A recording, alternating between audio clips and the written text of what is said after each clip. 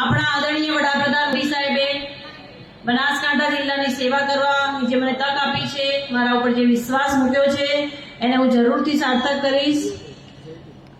મોદી સાહેબના નેતૃત્વમાં અને અમિતભાઈ શાહ સાહેબના નેતૃત્વમાં આપણા કાશ્મીરમાંથી જેની 370ની કલમ દૂર થઈ છે, એમના ઉમેદવાર તરીકે આજે હું તમારી વચ્ચે આશીર્વાદ લેવા માટે આવી છું।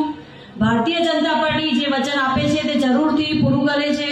તમે જોયું કે 500 વર્ષના સંઘર્ષ બાદ લાખો લોકોના બલિદાન પછી રામ મંદિરની નિર્માણ થયું અને આપણા મોદી સાહેબે પ્રાણ પ્રતિષ્ઠા કરી। આવા તો અનેક મંદિરોનો ઉદ્ધાર મોદી સાહેબના નેતૃત્વમાં થયો છે। માટે ભારતીય જનતા પાર્ટી તો ધાર્મિકતાને વરેલી પાર્ટી છે અને દિયોદરના ધારાસભ્ય શ્રી કેસાજી ચૌહાણ સાહેબના નેતૃત્વમાં દિયોદરનો વિકાસ બહુ સારી રીતે થઈ રહ્યો છે। એ દરેક જગ્યાએ પાણી પહોંચાડવાના માટે મહેનત કરી રહ્યા છે અને લગભગ ઘણી જગ્યાએ પાણી પહોંચી ચૂક્યું છે। પછી એ શિક્ષણના પ્રશ્નો હોય, આરોગ્યના હોય, દરેક માટે મહેનત ખૂબ કરી રહ્યા છે અને સાંસદ તરીકે હજી પણ દિયોદરમાં જ્યાં પાણી નથી પહોંચ્યું એના માટે હું એમની સહયોગી જરૂરથી બનીશ અને પ્રયત્નશીલ રહીશ। આપણા મોદી સાહેબનો મંત્ર છે સૌનો સાથ સૌનો વિકાસ। મારે બધા જ સમાજને 36 કોમના સમાજને સાથે લઈને ચાલવાનું છે અને બધાનો વિકાસ થાય એની મારે ચિંતા કરવાની છે। મારે તો મહેનત કરવી છે, કામ કરવું છે અને આપને બનાસકાંઠાને ગૌરવ થાય એવા મારે કામો કરવા છે।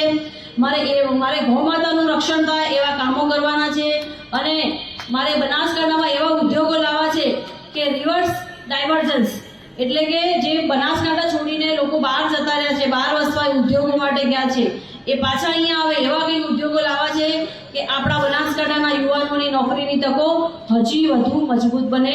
એના માટે હું કેન્દ્ર સરકાર અંતર્ગત જરૂરથી પ્રયત્નશીલ રહીશ અને હું આજે તમારી સમક્ષ બનાસની દીકરી તરીકે આપના આશીર્વાદ લેવા માટે આવી છું।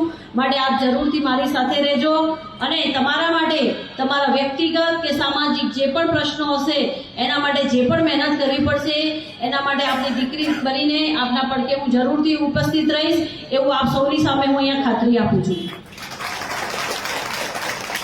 અને આપણા મોદી સાહેબનું હજી પણ એક સપનું છે કે માં જગદંબાના સ્થાન અંબાજીમાં એક ભવ્ય કોરિડોર બને, તો એના માટે હું જરૂરથી સહયોગી અને પ્રયત્નશીલ જરૂરથી રહીશ કે અંબાજીમાં પણ એક ભવ્ય કોરિડોરનું નિર્માણ થાય। અને મારે આપ સૌને કહેવું છે કે મારું તો એક સપનું છે, વર્ષોથી સપનું છે કે મારું બનાસ હરિયાળું બનાસ ચારે કોર લીલોતરી છલવાઈ રહે એવું મારું સપનું છે અને એના માટે હું જરૂરથી મહેનત કરીશ। અને છેલ્લે મારે તમને એ કહેવું છે કે આપણા વિકસિત બનાસ, હરિયાળા બનાસ, આત્મનિર્ભર બનાસ અને સશક્ત બનાસ માટે આપણે 7મી મેના રોજ ભારતીય જનતા પાર્ટી તરફથી કમળનું બટન દબાવી અને મોદી સાહેબના હાથ વધુ મજબૂત કરીએ।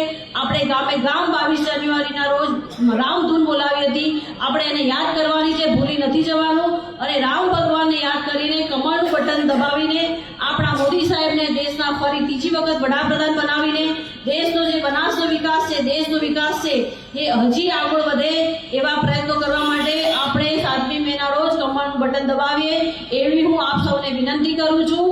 અને બૂથ લેવલનો જે કાર્યકર્તા છે, બૂથ લેવલનો જે પરસેવો પડી રહ્યા છે એની મહેનતને હું જીવનભર ક્યારેય